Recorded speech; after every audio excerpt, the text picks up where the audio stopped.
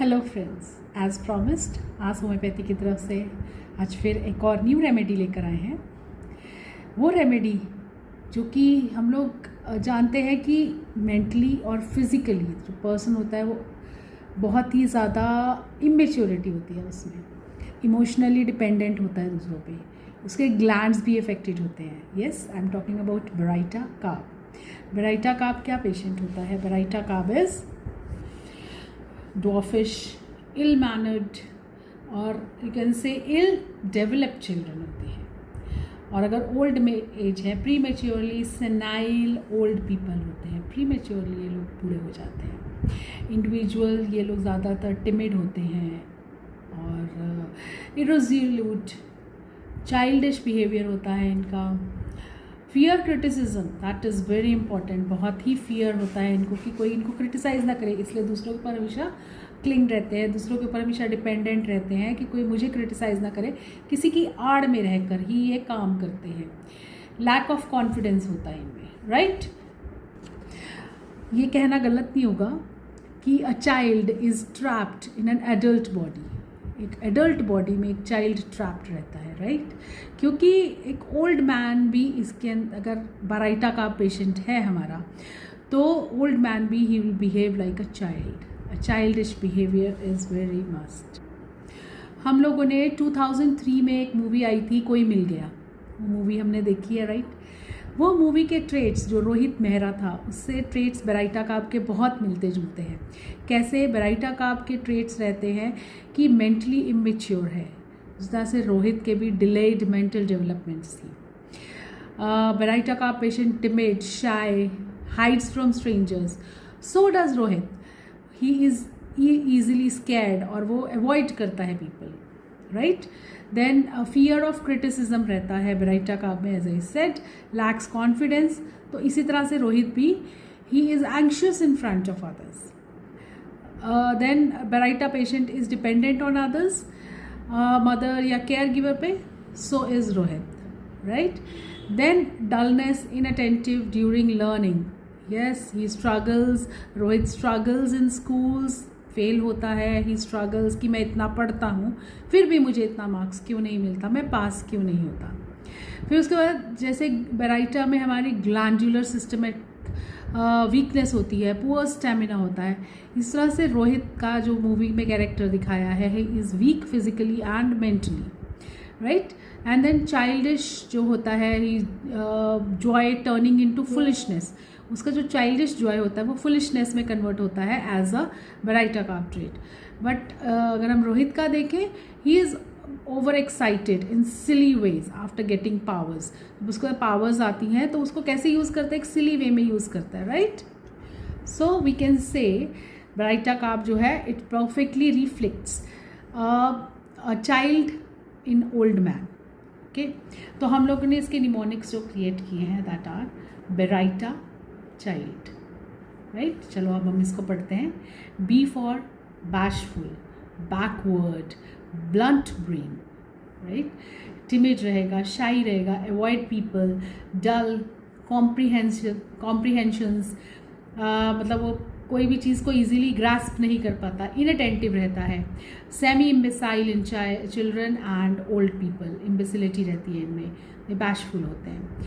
Second is a is for anxiety and avoidance. इनमें anxiety बहुत रहती है किसी स्ट्रेंजर्स के सामने, फियर ऑफ सोसाइटी रहता है, strangers, criticism.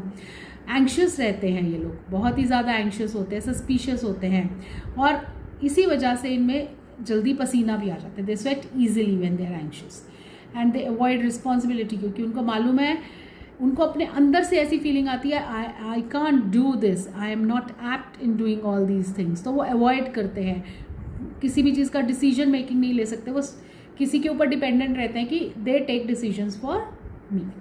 Next is R. R is for repeated tonsillitis. ये हमारे पास बराइटा काब के पेशेंट्स में रिपीटेड टॉन्सिलाइटिस से बहुत ज़्यादा आता है, ग्लैंडुलर इफेक्शंस होता है ना, तो रिकरेंट कोल्ड्स, रिपीटेड टॉन्सिलाइटिस इसमें रहेंगे, enlarge tonsils, glands, glandular swelling, fatty tumours रहेंगे, ईजिली कैचेस कोल्ड, स्पेशली इनको थ्रोट जो सा है इनका जल्दी खराब हो जाता है। Next is Y. Why for they yearn for help. yearn for help yet irritable. वो हमेशा दूसरों अपने केयर गिवर्स के ऊपर क्लिंग रहेंगे, उनसे हेल्प की हमेशा डिमांड करेंगे, उनके ऊपर हमेशा डिपेंडेंट रहेंगे, but still they are very irritable. बहुत ही जल्दी एकदम इरिटेबिलिटी वाली स्टेज आ जाती है. दे इम्पार्ट वेरी बैड ट्रेड्स की, मतलब अगर उनको कुछ कहा जाए, रिस्पॉन्सिबिलिटी दी जाए तो वो टोटली मना कर देंगे, और वो डिसिप्लिन्ड नहीं हो सकते कभी भी. Military life, disciplined life, they are inept for that. Next is T is for timidity. Timid रहेगा, टायर्ड रहेंगे ये लोग, ट्रेम्बल्स ईजीली फिटीग्ड रहेंगे, स्लाइटेस्ट एक्सर्शन से थक जाएंगे, स्लीपी रहेंगे, डल कंफ्यूज रहेंगे हमेशा. फिर इनके अंदर कोल्ड ऑफेंसिव फुट स्वेट्स रहेंगे, और सोर सोल्स रहेंगे, उनके पैरों में दर्द रहेगी, सोरनेस रहेगी उनके पैरों में. Last is A in baryta is as child, जो हम शुरू से हम देख रहे हैं कि बच्चा है, बड़ा हो गया है, बट स्टिल दिमाग से वो बच्चा ही है, चाइल्डिश एज्ड. तो एक तो इनमें ड्वार्फिशनेस बहुत ज़्यादा होती है, बच्चे हमारे को ड्वार्फ मिलेंगे कई बारी.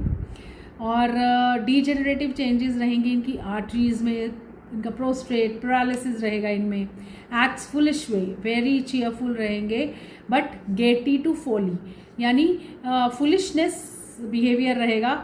ऐसे वो मतलब जिसको हम कहते हैं ना, पागलों की तरह हंस रहे हैं, मज़े कर रहे हैं, आप अपनी एज के अप्रोप्रिएटली नहीं बिहेव कर रहे हैं.